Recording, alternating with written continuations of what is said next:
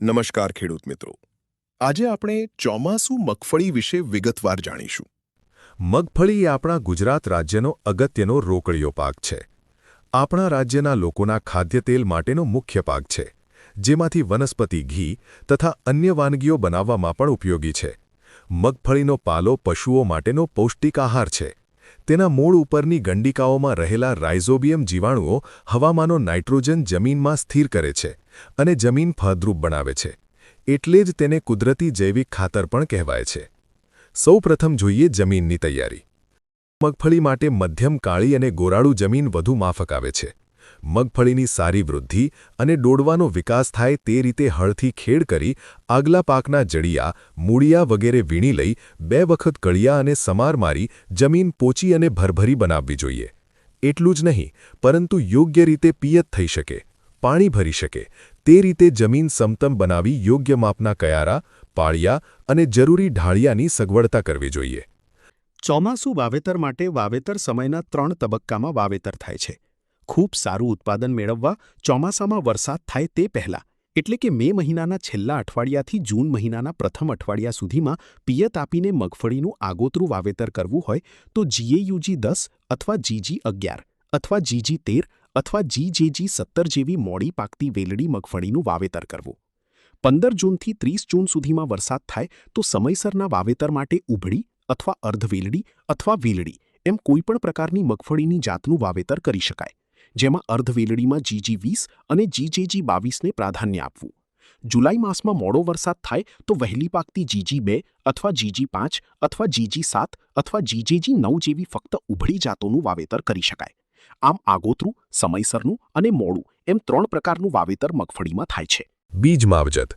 જમીન અને બીજજન્ય રોગો જેવા કે ઉગસૂક, કોલર રોટ અને થડનો કોહવારો સ્ટેમ રોટ અટકાવવા માટે બીજની માવજત ઘણી જ અગત્યની છે.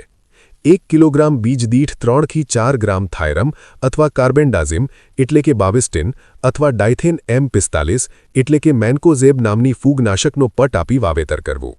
રાજ્યમાં જે જગ્યાએ ઉધઈ અને ધયણ કે સફેદ મુંડાનો ઉપદ્રવ જણાતો હોય ત્યાં ક્વિનાલફોસ 25% EC અથવા ક્લોરોપાયરીફોસ 20% EC પૈકી કોઈ પણ એક પસંદ કરી 1 કિલોગ્રામ બીજ દીઠ 25 મિલી બીજને વાવતા પહેલા 3 થી 4 કલાક અગાઉ પટ આપ્યા પછી છાંયડામાં સૂકવી વાવેતર કરવું.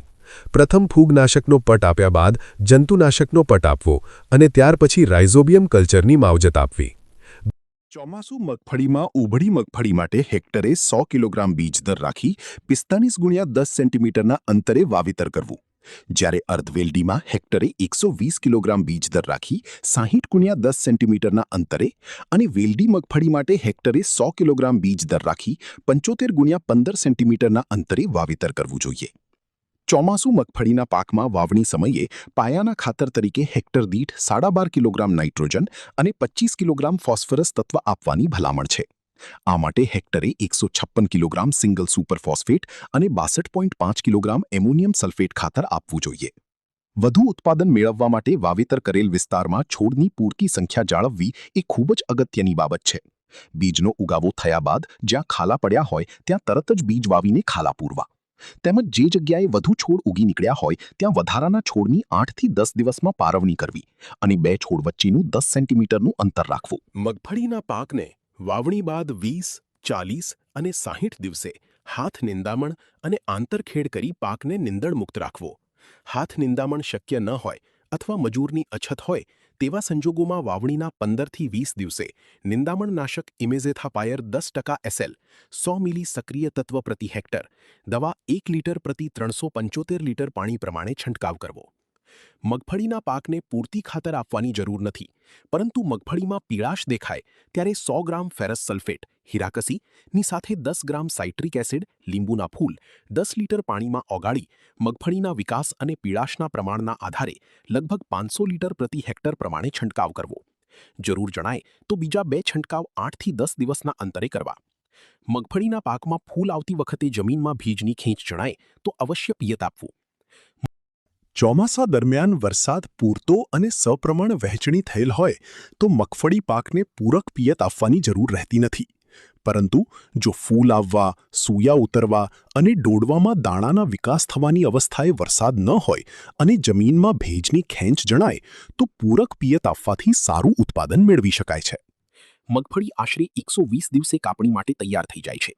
મગફળીના છોડ ઉપરના ડોળાવા ફૂલતા છોતરાના અંદરના ભાગમાં નાની નકશી અથવા તો કાળા રંગની ડિઝાઇન પડે અને દાણા ગુલાબી રંગના બને ત્યારે કાપણી લાયક પાક થયો છે તેમ કહી શકાય. કાપણી સમયે જો જમીન કઠણ હોય તો હલકું પિયત આપી હાથથી શક્ય તેટલા વહેલા છોડ ખીંચી લઈ નાના ઢગલામાં સૂકવણી કરવી. ત્યારબાદ થ્રેશરથી ડોળાવા છૂટા પાડવા. થ્રેશરમાંથી છૂટા પાડેલ ડોળાવામાં રહેલ માટી, ડાંખરા, કચરો વગેરે પ્રી-ક્લીનરમાં નાખી અથવા પવનમાં ધાર દઈને દૂર કરવા.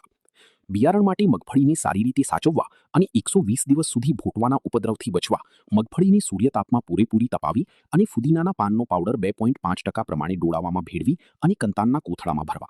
ખેડૂત મિત્રો, વધુ માહિતી માટે તમે કૃષિ પ્રગતિ મોબાઈલ એપ્લિકેશન પ્લે સ્ટોર પરથી, સ્ક્રીનમાં બતાવેલ QR કોડથી અથવા નીચે આપેલ ડિસ્ક્રિપ્શનમાં લિંક પરથી ડાઉનલોડ કરી શકો છો.